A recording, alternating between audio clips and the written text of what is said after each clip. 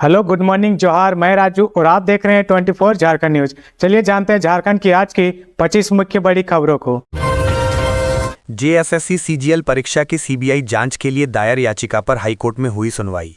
JSSC CGL कर्मचारी चयन आयोग संयुक्त स्नातक स्तरीय परीक्षा पेपर लीक मामले की केंद्रीय जांच ब्यूरो सीबीआई से कराने की मांग के लिए दायर याचिका पर हाईकोर्ट में सुनवाई हुई। बुधवार को इस मामले में लगभग 2 घंटे बहस हुई, जिसके बाद कोर्ट ने इस मामले की अगली सुनवाई के लिए 29 अक्टूबर की तिथि निर्धारित की है। जेएसएससी की ओर से उपस्थित अधिवक्ता ने कोर्ट को बताया कि परीक्षा में कोई पेपर लीक नहीं हुआ है। ये पूरा प्रकरण कोचिन माचियाओं की ओर से प्रायोजित किया गया है ताकि नियुक्ति प्रक्रिया प्रभावित हो सके। राज्य सरकार की ओर से अधिवक्ता पीयूष चित्रकार एवं जेएसएससी की ओर से अधिवक्ता संजय पेपरवाल और प्रार्थियों की ओर से वरीय अधिवक्ता अजित कुमार ने बहस की। अगली सुनवाई तक अदालत द्वारा रिजल्ट के प्रकाशन पर लगाया गया स्टे जारी रहेगा। कुर्मी की एसटी मांग का विरोध 17 को हरमू से शुरू करेंगे आदिवासी। 17 अक्टूबर को होने वाली आदिवासी हुंकार महारैली में विभिन्न जिलों से लोग पहुंचेंगे। कुर्मियों की एसटी मांग के विरोध में रांची महानगर से हजारों लोग हरमू मैदान पहुंचेंगे। यहां से पैदल मार्च करते हुए प्रभात तारा मैदान में एकजुट होंगे और जनसभा में तब्दील हो जाएगा, जहां आदिवासी हुंकार महारैली का बिगुल फूंका जाएगा। इस रैली में खूंटी, तोरपा, बुंडू और फिमडेगा के सरना धर्मावलंबी पुराने विधानसभा मैदान में जमा होकर प्रभात तारा मैदान पहुंचेंगे। वहीं बीड़ो, रातू, लोहरदगा, गुमला और कांके के लोग नया विधानसभा के मैदान में जमा होकर पैदल यात्रा कर प्रभात तारा मैदान धुरवा पहुंचेंगे। वक्ताओं ने कहा कि कुर्मी समुदाय के नेता फर्जी इतिहास एवं फर्जी संस्कृति सभ्यता बनाकर अपने इन समाज के लोगों को दिग्भ्रमित करने का काम कर रहे हैं। इसके साथ ही आदिवासी समाज के अधिकारों पर हमला करने के लिए आदिवासी बनाने की मांग कर रहे हैं। झारखंड के कुर्मियों की मांग कहीं से भी जायज नहीं है। वक्ताओं ने कहा कि अगर ये कुर्मी आदिवासी बन गए तो आदिवासियों का हक, अधिकार, आरक्षण, जमीन सब कुर्मियों के हाथों लूटा जाएगा। कुर्मी समुदाय आदिवासी बनते हैं तो आदिवासियों का अस्तित्व खतरे में पड़ जाएगा। कुर्मी समाज का आंदोलन जब तक रुकेगा नहीं, तब तक हमारा भी आंदोलन निरंतर जारी रहेगा। लातेहार के नकटी नदी डैम में डूबने से युवक की मौत। लातेहार जिले में एक युवक की डैम में डूबने से मौत हो गई। घटना जिले के महुआ डांड थाना क्षेत्र के गुडगुड टोली गांव की है। गांव के एतेवार लकड़ा का पुत्र अर्जित लकड़ा बुधवार को दोपहर बाद करीब 3 बजे नकटी नदी डैम में नहाने गया था। इसी दौरान डैम में डूबने से उसकी मौत हो गई। उसके साथ डैम गए 2 अन्य युवकों ने बताया कि नहाने के दौरान अर्जित लकड़ा डैम के करीब 7 फीट नीचे पानी में पेड़ की टहनी में फंस गया। काफी खोजबीन के बाद उसे डैम से निकालकर इलाज के लिए अस्पताल लाया गया। अस्पताल के प्रभारी डॉक्टर अमित खलको ने उसे मृत घोषित कर दिया। पुलिस ने शव को कब्जे में लेकर पोस्टमार्टम के लिए लातेहार भेज दिया। मृतक अर्जित लकड़ा को 2 बेटियां हैं। उसकी मौत से परिवार में कोहराम मच गया। रामगढ़ के रजरप्पा में 65 बोतल अंग्रेजी शराब व 48 बोतल बियर जब्त। रामगढ़ जिला उत्पाद विभाग की टीम ने रजरप्पा थाना क्षेत्र में अवैध शराब के खिलाफ छापेमारी अभियान चलाया। टीम ने छोटकी लारी, छोटकी पोना, बड़की लारी, बागलता समेत अन्य जगहों पर छापेमारी की। इंजीनियरिंग कॉलेज गेट के पास स्थित राशन दुकान से विभिन्न ब्रांड के 65 बोतल अंग्रेजी शराब, 48 बोतल बियर, 48 पीस कैन बियर जब्त की गई। दुकानदार कंचन महतो के विरुद्ध उत्पाद अधिनियम के तहत मामला दर्ज किया गया। टीम ने छोटकी लारी में जसवंत कुमार के घर में छापेमारी कर 20 लीटर महुआ शराब जब्त करते हुए जसवंत के खिलाफ एफआईआर दर्ज की। छापेमारी अभियान से कुल 55 लीटर बियर, 16 लीटर अंग्रेजी शराब व 20 लीटर महुआ शराब जब्त की गई है। अभियान में उत्पाद विभाग के अवर निरीक्षक कांग्रेस कुमार, अमित मड़की और होमगार्ड के जवान शामिल थे। हजारीबाग के केरेडारी में सनसनीखेज मामला, वार्ड सदस्यों ने दिया सामूहिक इस्तीफा। हजारीबाग जिले के केरेडारी प्रखंड की ग्राम पंचायत कंडाबेर में एक अजीबोगरीब मामला सामने आया है। पंचायत के सभी वार्ड सदस्यों ने मुखिया पर गंभीर आरोप लगाते हुए सामूहिक रूप से इस्तीफा दे दिया है। वार्ड सदस्यों ने मुखिया पर दबंगई, मनमानी और 15वें वित्त आयोग की राशि के दुरुपयोग का आरोप लगाया है। वार्ड सदस्यों का कहना है कि मुखिया द्वारा 15वें वित्त आयोग की राशि का दुरुपयोग किया जा रहा है, जिससे वे लंबे समय से परेशान थे। बार बार आपत्ति जताने के बावजूद उनकी शिकायतों की कोई सुनवाई नहीं हुई। इसके चलते सभी वार्ड सदस्यों ने सामूहिक रूप से त्यागपत्र देने का निर्णय लिया। वार्ड सदस्यों ने आरोप लगाया है कि पंचायत कार्यों में से चारदीवारी निर्माण का कार्य एनटीपीसी के सहयोग से पहले ही पूरा हो चुका था। इसके बावजूद मुखिया ने उसी कार्य के लिए 15वें वित्त आयोग की राशि से 4,90,000 रुपए अवैध रूप से निकाल लिए। ग्रामीण प्रतिनिधियों ने उपायुक्त को आवेदन सौंपकर इस अवैध निकासी और पंचायत कार्यों में मनमानी की शिकायत की है। ग्रामीणों और वार्ड सदस्यों ने जिला प्रशासन से आग्रह किया है कि मामले की निष्पक्ष जांच की जाए और दोषियों पर शीघ्र कानूनी कार्रवाई हो। सामूहिक इस्तीफे के कारण पंचायत की गतिविधियों पर असर पड़ने की संभावना जताई जा रही है। हजारीबाग के उपायुक्त शशि प्रकाश सिंह ने कहा कि ग्रामीणों और वार्ड सदस्यों का आवेदन प्राप्त हुआ है। इसके आधार पर मामले की जांच की जाएगी और उचित कार्रवाई सुनिश्चित की जाएगी। पलामू के छतरपुर में अपराधियों ने पारा शिक्षक को मारी गोली, हालात गंभीर, छानबीन में जुटी पुलिस। पलामू छतरपुर थाना क्षेत्र के खजूरी नौडिहा में अज्ञात अपराधियों ने एक पारा शिक्षक को गोली मार दी है। पारा शिक्षक निजामुद्दीन अंसारी के शरीर में 3 गोली लगी है। गोली लगने के बाद निजामुद्दीन अंसारी को इलाज के लिए छतरपुर अनुमंडलीय अस्पताल में भर्ती करवाया गया। छतरपुर अनुमंडलीय अस्पताल में प्राथमिक उपचार के बाद बेहतर इलाज के लिए निजामुद्दीन अंसारी को Medini Rai medical college and hospital refer किया गया है। घटना की जानकारी मिलने के बाद पुलिस मौके पर पहुंच गई और अपराधियों की गिरफ्तारी के लिए कई इलाकों में छापेमारी कर रही है। पारा शिक्षक निजामुद्दीन अंसारी स्कूल के बाद एक किराना दुकान का भी संचालन करते हैं। बुधवार की देर शाम वह दुकान को बंद कर खजूरी नौडिहा स्थित अपने घर जा रहे थे। इसी क्रम में अज्ञात अपराधियों ने उन्हें गोली मार दी। गोली लगने के बाद स्थानीय ग्रामीण एवं परिजनों ने उन्हें इलाज के लिए छतरपुर अनुमंडलीय अस्पताल में भर्ती करवाया।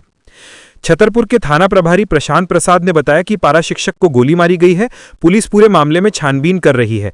अपराधियों की गिरफ्तारी के लिए छापेमारी की जा रही है। इधर घटना की जानकारी मिलने के बाद बड़ी संख्या में परिजन एवं पारा शिक्षक अस्पताल पहुंच चुके हैं। परिजनों का रो रो कर बुरा हाल है।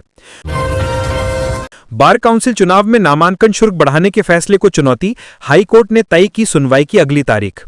बार काउंसिल ऑफ इंडिया ने झारखंड समेत दूसरे स्टेट बार काउंसिल के सदस्यों के लिए होने वाले चुनाव में नामांकन शुल्क को 10,000 रुपए से बढ़ाकर 1,25,000 रुपए कर दिया है।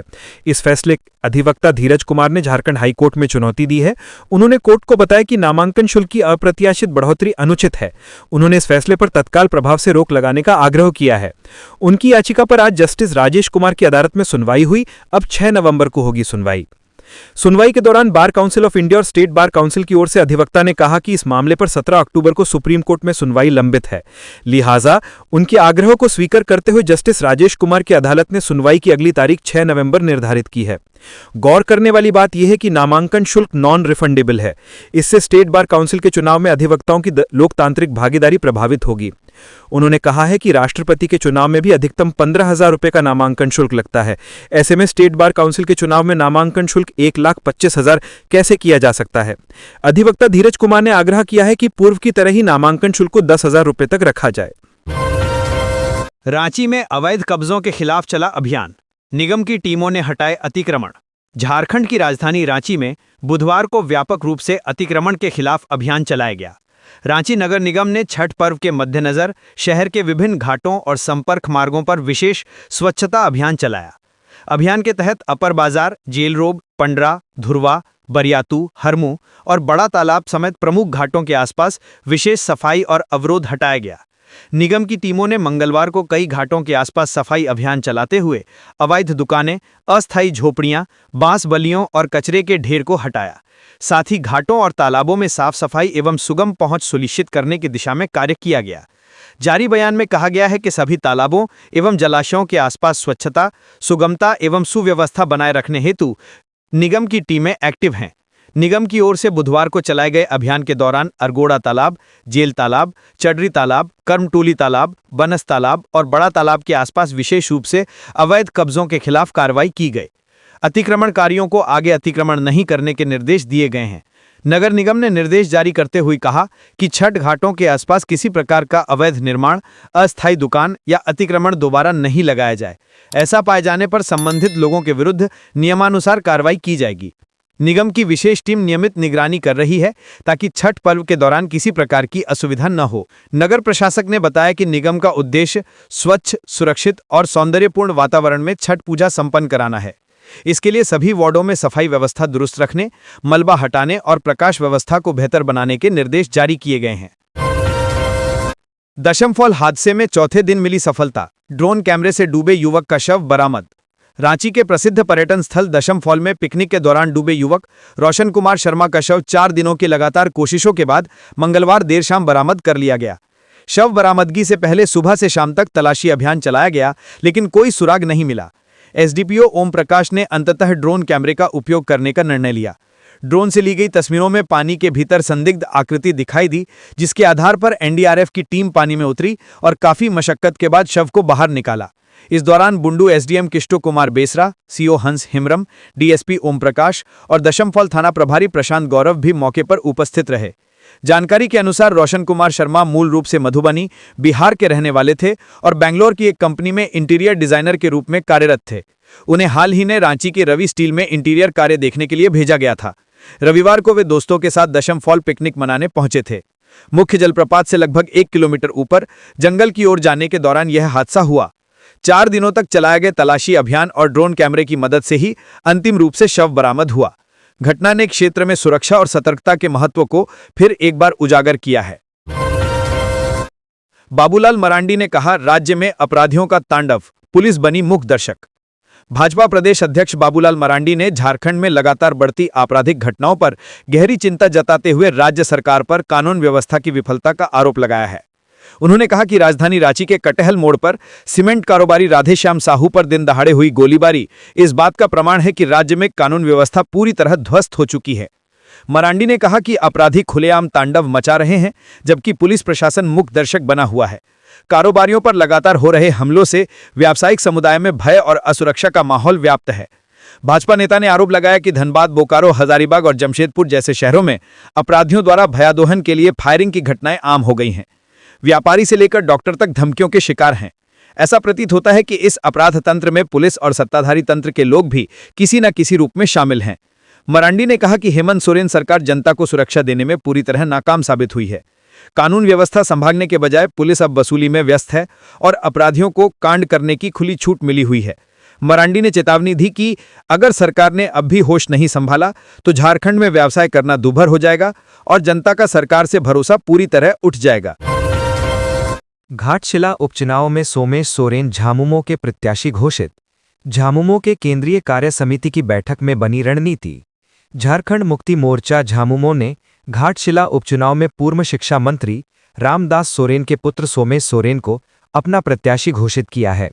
सोमेश सोरेन को उपचुनाव में जीत दिलाने के लिए इंडिया गठबंधन अपनी पूरी ताकत लगाएगा।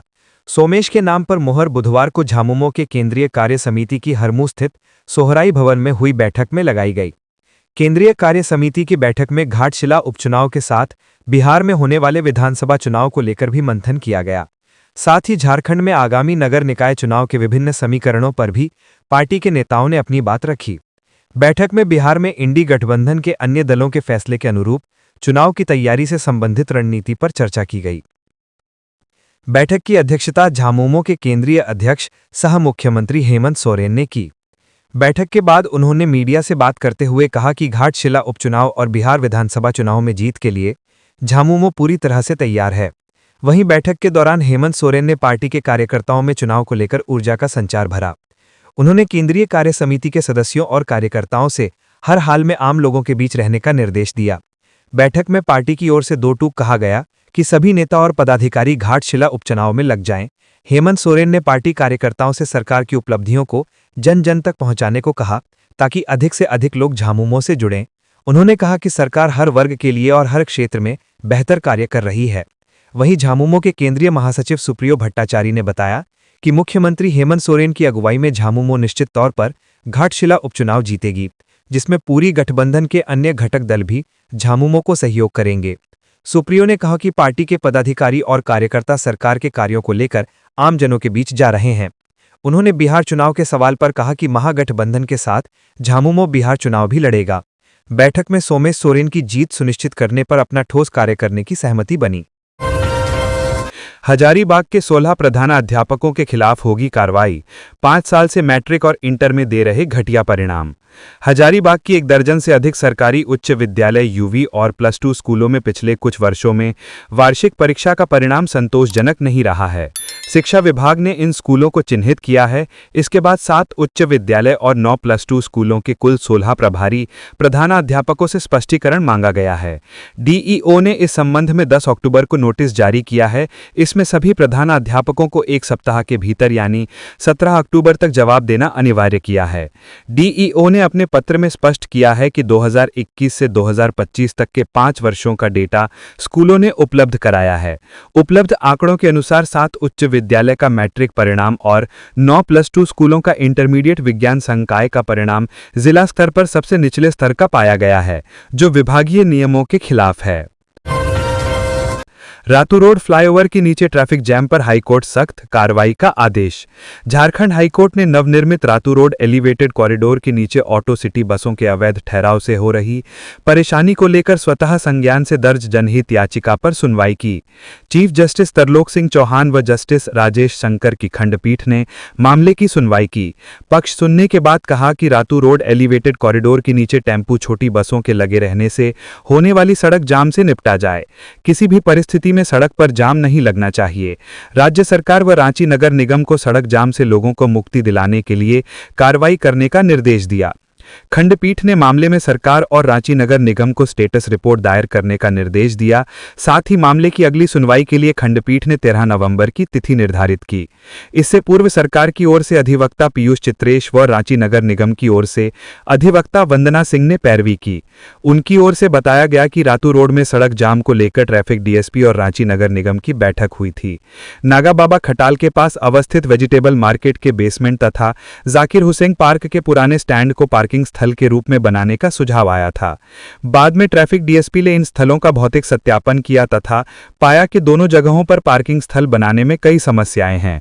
वेजिटेबल मार्केट के बेसमेंट में दीवारों से पानी रिसता है, लाइट की भी समुचित व्यवस्था नहीं है। वहीं जाकिर हुसैन पार्क स्थल पर जमीन समतल नहीं है तथा लाइट की समुचित व्यवस्था नहीं है। वहां कुछ गड्ढे में पानी का जमाव भी है। हॉकी इंडिया के 100 साल पूरे। झारखंड के सभी जिलों में 7 नवंबर को महिला व पुरुष हॉकी प्रतियोगिता। हॉकी इंडिया के 100वें स्थापना वर्ष के अवसर पर पूरे देश में विशेष कार्यक्रम आयोजित किए जा रहे हैं। इसी क्रम में झारखंड के सभी 24 जिलों में भी 7 नवंबर 2025 को महिला और पुरुष हॉकी प्रतियोगिताएं आयोजित की जाएंगी। हॉकी झारखंड ने बताया कि ये आयोजन पूरे भारत के 28 राज्यों के 625 जिलों में एक साथ किया जाएगा। इसके लिए हॉकी इंडिया की ओर से प्रत्येक जिला इकाई को 5,000 रुपए की आर्थिक सहायता दी जा रही है। कार्यक्रम सुबह 8 बजे से दोपहर 12 बजे तक चलेगा। प्रतियोगिता के आयोजन की तस्वीरें, बैनर और पोस्टर की जानकारी हॉकी झारखंड को भेजनी होगी। साथ ही प्रत्येक जिला इकाई को अपने जिले के आयोजन स्थल, महिला और पुरुष टीमों की सूची और खिलाड़ियों की पूरी जानकारी 19 अक्टूबर 2025 तक हॉकी झारखंड के ईमेल पर भेजनी है। धनबाद खनन क्षेत्र में भूधंसान की घटनाओं पर प्रशासन सख्त। डीसी एसएसपी ने दिए सख्त निर्देश। धनबाद जिले में बढ़ती भूधंसान और भूस्खलन की घटनाओं को लेकर जिला प्रशासन गंभीर है। डीसी आदित्य रंजन की अध्यक्षता में बुधवार को हुई उच्च स्तरीय बैठक में कोयला खनन क्षेत्र में सुरक्षा और जनधन की क्षति रोकने के संबंध में कई अहम निर्णय लिए गए। डीसी ने कहा कि हाल के दिनों में कोयलेरी क्षेत्रों में प्रबंधन की लापरवाही और आउटसोर्सिंग एजेंसियों की उदासीनता से भूधंसान की घटनाओं में वृद्धि हुई है। ऐसी घटनाएं न केवल जनधन की क्षति का कारण बन रही हैं, बल्कि स्थानीय लोगों का जीवन भी असुरक्षित हो गया है। उन्होंने बीसीसीएल प्रबंधन को खनन के दौरान सुरक्षा नियमों और ब्लास्टिंग गाइडलाइन का कड़ाई से पालन करने का निर्देश दिया। साथ ही डीजीएमएस से पिछले 3 महीनों की सभी निरीक्षण रिपोर्ट और नियम उल्लंघन के मामलों की जानकारी तलब की। उन्होंने स्पष्ट कहा कि केवल प्रशिक्षित कर्मियों से ही ब्लास्टिंग कराएं। ओवरबर्डन यानी कि ओबी डंपिंग का कार्य लीज होल्ड एरिया के भीतर ही होना चाहिए। यदि अनधिकृत व्यक्ति ब्लास्टिंग करते पाए जाएं, तो डीजीएमएस तत्काल माइनिंग रोकने का नोटिस जारी करे। व्यापारी के साथ गोलीकांड की घटना पर चेंबर ने जताई चिंता, अपराधियों की गिरफ्तारी की मांग। राजधानी रांची के कटहल मोड़ के पास सीमेंट कारोबारी के साथ हुई गोलीकांड की घटना पर federation of Jharkhand chamber of commerce and industries ने गहरी चिंता व्यक्त की है। घटना की जानकारी मिलते ही चेंबर की लॉ एंड ऑर्डर उपसमिति के चेयरमैन मुकेश अग्रवाल और कोऑर्डिनेशन विद एफिलिएटेड के चेयरमैन साहित्य पवन तत्काल पल्स अस्पताल पहुंचे। दोनों पदाधिकारियों ने घायल कारोबारी के परिजनों से मुलाकात कर उनका हालचाल जाना। मौके पर मौजूद ग्रामीण एसपी और रातू थाना प्रभारी से बातचीत के दौरान चेंबर प्रतिनिधियों ने घटना में शामिल अपराधियों की शीघ्र गिरफ्तारी की मांग की। उन्होंने राजधानी के भीड़भाड़ वाले इलाके में खुलेआम गोलीकांड को दुर्भाग्यपूर्ण और चिंताजनक बताया तथा अपराधियों पर कड़ी कार्रवाई की अपील की। इस घटना के बाद चेंबर भवन में एक आपात बैठक भी आयोजित की गई, जिसमें सदस्यों ने कहा कि इस तरह की वारदातों से व्यापारियों और आम नागरिकों में भय का माहौल बनता है। बैठक में जिला पुलिस प्रशासन से अपराध नियंत्रण को लेकर सख्त कदम उठाने की अपील की गई। झारखंड में 8वीं, 9वीं और 11वीं की परीक्षा जैक ही लेगा, 2026 से होगी लिखित। झारखंड में 8वीं 9वीं और 11वीं की परीक्षा झारखंड एकेडमिक काउंसिल ही लेगा। 2026 में यह परीक्षा OMR शीट में नहीं बल्कि लिखित होगी। इसमें ऑब्जेक्टिव, लघु उत्तरीय और दीर्घ उत्तरीय प्रश्न पूछे जाएंगे। जैक की बोर्ड की बैठक में यह निर्णय लिया गया। पिछले दिनों JCERT से परीक्षा कराने की चर्चा चल रही थी। जैक बोर्ड की बैठक में सदस्यों ने इस पर आपत्ति जताई। सदस्यों ने हवाला दिया कि जैक की नियमावली 2001 के अनुसार वोट संबंधी परीक्षा का अधिकार जैक को ही है, किसी दूसरी संस्था को परीक्षा नहीं लेनी चाहिए। बैठक में प्रस्ताव पास होने के बाद जैक अध्यक्ष डॉक्टर नटवा हांसदा समेत सभी सदस्य CM से मिलने प्रोजेक्ट भवन पहुंचे। मुख्यमंत्री के समक्ष यह बात रखी गई तो उन्होंने भी इस पर नाराजगी जताई। उन्होंने जैक से पूछा कि जब हर परीक्षा जैक लेता है तो 8वीं 9वीं और 11वीं की परीक्षा लेने में क्या दिक्कत आ रही है। मुख्य सचिव के माध्यम से शिक्षा सचिव से बात कराई गई। इसके बाद स्पष्ट हुआ कि जैक के एक पदाधिकारी ने वर्कलोड की बात कर ऐसा प्रस्ताव दिया था। पूर्व की भांति ही जैक से परीक्षा लिए जाने का निर्देश दिया गया। मुख्यमंत्री से मिलने के बाद जैक अध्यक्ष डॉक्टर नटवा हांसदा ने कहा कि 8वीं 9वीं और 11वीं की परीक्षा को जैक से हटाने का जो दुष्प्रयास किया जा रहा था, हमारे पदाधिकारी के द्वारा सरकार को गलत संदेश दिया गया है। जैक सक्षम है और हमेशा परीक्षा लेती आई है। सरकार का जो निर्देश होगा वो पालन होगा और जैक परीक्षा लेगा। मुख्य सचिव ने शिक्षा सचिव से बात की और उन्हें कहा कि वे एक तरफा फैसला ना लें और सभी को साथ लेकर चलें। जैक ही 8वीं 9वीं और 11वीं की परीक्षा लेगा। वित्त रहित शिक्षा संयुक्त संघर्ष मोर्चा के रघुनाथ सिंह, हरिहर प्रसाद कुशवाहा, कुंदन सिंह, अरविंद सिंह, मनीष कुमार ने कहा कि अगर जैक की जगह JEPC या JCERT को 8वीं 9वीं 11वीं बोर्ड की परीक्षा लेने का निर्णय लिया जाता है तो मोर्चा इसका सड़क से लेकर सदन तक विरोध करेगा। ACB की रडार पर स्निग्धा सिंह, कोर्ट में लगाई अग्रिम बेल की गुहार। IAS विनय चौबे की हजारीबाग DC रहने के दौरान वन भूमि की अवैध ढंग से खरीद बिक्री और नियम विरुद्ध म्यूटेशन के मामले की जांच ACB कर रही है। इस केस में ACB ने विनय चौबे के करीबी ऑटोमोबाइल कारोबारी विनय सिंह और उनकी पत्नी स्निग्धा सिंह को भी आरोपी बनाया है, जिसके बाद स्निग्धा सिंह अब ACB की रडार पर हैं। ACB उन्हें नोटिस देकर पूछताछ के लिए भी बुलाया था, लेकिन वो एजेंसी के समक्ष उपस्थित नहीं हुई। इस बीच स्निग्धा सिंह ने अपनी अग्रिम जमानत की गुहार लगाते हुए हजारीबाग ACB कोर्ट से गुहार लगाई है। उनकी जमानत याचिका पर गुरुवार को सुनवाई होगी। स्निग्धा सिंह ACB की कांड संख्या 11/2025 की नामजद आरोपी हैं। ACB के मुताबिक जिस भूमि को लेकर प्राथमिकी दर्ज की गई है वो विनय सिंह और उनकी पत्नी स्निग्धा सिंह के नाम है। ये भूमि हजारीबाग के सदर अंचल के थाना नंबर 252 में स्थित है, जिसका खाता नंबर 95, प्लाट नंबर 1055, 1060 और 848, जिसका कुल रकबा 28 डिसमिल एवं खाता नंबर 73, प्लॉट नंबर 812 का रकबा 72 डिसमिल है। ये भूमि सदर अंचल के बभनवे मौजा के हल्का 11 में स्थित है। उक्त खाता प्लॉट की भूमि पर विनय सिंह और उनकी पत्नी स्निग्धा सिंह का दखल कब्जा है और फिलहाल इस पर नेक्स्ट 10 का शोरूम संचालित है। छात्रा की मौत से गूंजा गढ़वा, शिक्षिका द्रौपदी मिंज का तबादला, विभाग ने बनाई जांच समिति। गढ़वा जिले में 10वीं की छात्रा दिव्या कुमारी की मौत के बाद पूरे इलाके में गुस्सा और शोक का माहौल है। परियोजना +2 उच्च विद्यालय बड़गाड़ में शिक्षिका द्रौपदी मिंज द्वारा की गई कथित पिटाई के बाद छात्रा की हालत बिगड़ गई थी और इलाज के दौरान उसने दम तोड़ दिया। घटना ने शिक्षा जगत और प्रशासन दोनों को झकझोर कर रख दिया है। मामले के तूल पकड़ते ही शिक्षा विभाग ने बड़ी कार्रवाई करते हुए शिक्षिका द्रौपदी मिंज का रंका परियोजना विद्यालय में स्थानांतरण कर दिया है। साथ ही महिला BEEO के नेतृत्व में 4 सदस्यीय जांच टीम गठित की गई है, जिसने मंगलवार को विद्यालय पहुंचकर पूरी घटना की जांच शुरू की। गढ़वा DC के निर्देश पर मेडिकल टीम ने छात्रा का सदर अस्पताल में पोस्टमार्टम कराया। विभागीय सूत्रों के अनुसार जांच रिपोर्ट आने के बाद आगे की अनुशासनात्मक कार्रवाई तय की जाएगी। दिव्या की मौत के बाद ग्रामीणों और परिजनों ने शव के साथ सड़क जाम कर प्रदर्शन किया था, जिसके बाद प्रशासन को हालात संभालने के लिए मौके पर पहुंचना पड़ा। स्थानीय लोगों की मांग है कि दोषी शिक्षिका को निलंबित कर सख्त कार्रवाई की जाए ताकि भविष्य में इस तरह की घटनाएं दोबारा ना हो। विद्यालय के शिक्षकों और छात्रों के मुताबिक दिव्या हमेशा अनुशासित और पढ़ाई में अच्छी थी। बताया जा रहा है कि वो जिस दिन स्कूल में जूते की जगह चप्पल पहनकर आई थी, उसी पर शिक्षिका ने उसे सबके सामने पीट दिया था। इस अत्यधिक शारीरिक सजा के बाद दिव्या को गंभीर चोटें आईं और वो कोमा में चली गई। हजारीबाग में 12 वर्षीय बिरहोर बच्ची की मौत, स्वास्थ्य विभाग पर लगा इलाज में लापरवाही का आरोप। हजारीबाग जिले के चौपारण थाना क्षेत्र के जमुनिया तरी गांव में आदिम जनजाति बिरहोर समुदाय की एक बच्ची सरस्वती कुमारी की मौत ने एक बार फिर स्वास्थ्य व्यवस्था की कार्यशैली पर सवाल खड़ा किया है। ग्रामीणों का आरोप है कि चौपारण CHC में इलाज के दौरान लापरवाही बरती गई और बच्ची की मौत के बाद एम्बुलेंस ने उसका शव गांव तक पहुंचाने के बजाय बीच जंगल में ही छोड़ दिया। पूरा मामला चौपारण थाना क्षेत्र के जमुनिया तरी का है। यहाँ एक बच्चे की अचानक तबीयत ज्यादा बिगड़ने पर परिजन उसे चौपारण सीएचसी लेकर पहुंचे। यहाँ प्राथमिक उपचार के बाद उसे बेहतर इलाज के लिए हजारीबाग सदर अस्पताल रेफर कर दिया गया, लेकिन बच्ची रास्ते में ही मौत हो गई।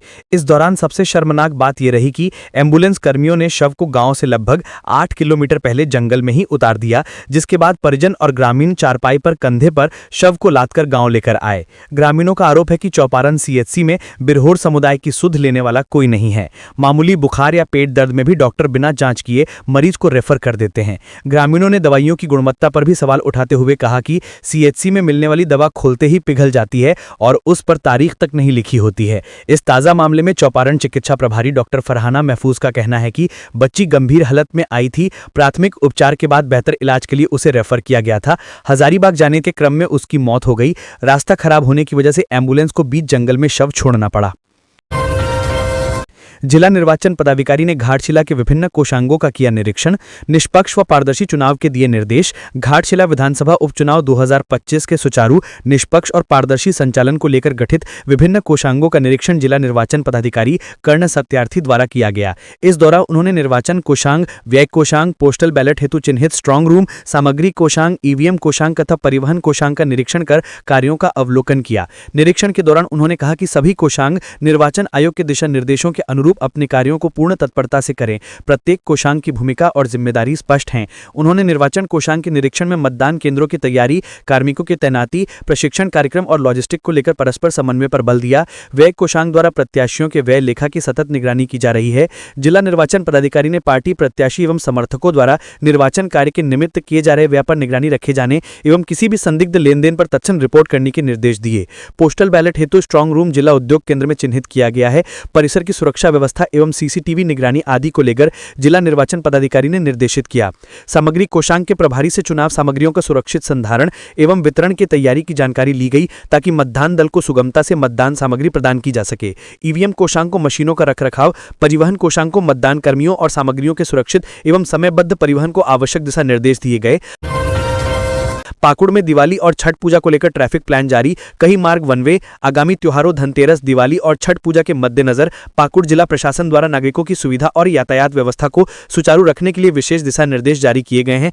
इन निर्देशों के अंतर्गत नगर परिषद क्षेत्र एवं प्रमुख सड़कों पर कई मार्गों को वन वे घोषित किया गया है तथा कुछ समयावधि के लिए भारी वाहनों के प्रवेश और निकास पर रोक लगाई गई है। प्रशासन द्वारा जारी सूचना के अनुसार 18 अक्टूबर से 20 अक्टूबर और 27 अक्टूबर दोपहर 12 बजे तक कुछ प्रमुख मार्गों को वन वे घोषित किया गया है। ये निर्णय त्योहारों के दौरान बढ़ने वाली भीड़ और यातायात दबाव को देखते हुए लिया गया है। उपायुक्त आवास चौक, व्यवहार न्यायालय, नगर थाना और अंबेडकर चौक से मुफस्सिल थाना एवं चांदपुर पश्चिम बंगाल की ओर जाने वाले सभी छोटे वाहन हरिण चौक, गांधी चौक, खुदीराम बोस चौक, रेलवे फाटक होते हुए अपने गंतव्य तक पहुंचेंगे। शहर में भारी एवं व्यावसायिक वाहनों के लिए विशेष निर्देश दिए गए हैं। 18 से 20 अक्टूबर तक प्रतिदिन दोपहर 2 से शाम 4 बजे तक इन वाहनों का प्रवेश और निकास निषेध रहेगा। इसी प्रकार 27 अक्टूबर सुबह 6 बजे से 28 अक्टूबर दोपहर 12 बजे तक भारी वाहनों का शहर में आना जाना पूरी तरह से प्रतिबंधित रहेगा। 3 पहिया, 4 पहिया एवं अन्य छोटे वाहनों के लिए ठहराव स्थलों की भी व्यवस्था की गई है। सर्किट हाउस चौक और डीसी आवास चौक के रास्ते शहर के पूजा पंडालों की ओर आने वाले आम लोगों के लिए सिद्धू कान्हू पार्क के समीप पार्किंग की व्यवस्था सुनिश्चित की गई है। ओवरब्रिज सुभाष चंद्र बोस चौक यानी पियादापुर एवं माल पहाड़ी मार्ग से आने वाले छोटे वाहन स्कूल के मैदान में पार्क किए जाएंगे, ताकि मुख्य सड़कों पर भीड़ भाड़ कम रहे।